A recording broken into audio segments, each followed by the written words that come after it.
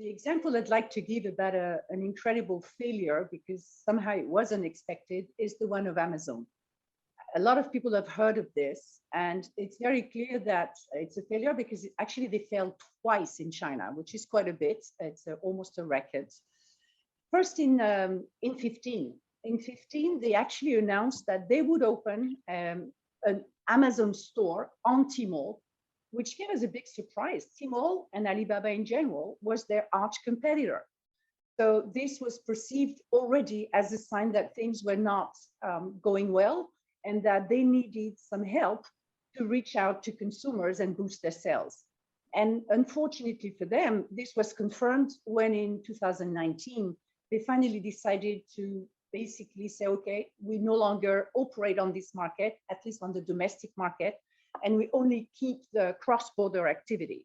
By then, they had actually cut their market share down to less than 1%, while actually back in 2011, they were at 15%. So which means that it was not doomed to happen.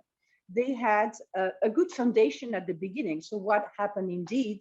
And I think we can summarize by saying that they did not adapt to the market. And when they did it way too late. So lots of examples of lack of adaptation. It starts with not really sticking to the needs of consumers and understanding what kind of products they needed. It continues with a local interface which was not appropriate for this market, which was more of a copy of the American, or I would say the global one, very minimalist, when actually in China, e-commerce sites are much more lively, full of images and pop-ups and photos and so on and so forth. And precisely when it comes to images, there was quite a lack of photos, images, and even descriptions, while actually people at that time were new to e-commerce and they were very demanding in this kind of stuff because they didn't trust the products automatically. Same, they were very slow in bringing near instant delivery when actually their competitors went very quick in doing this. And same again, they missed completely the chance of doing big sales festivals, which has been a massive boost for their local competitors.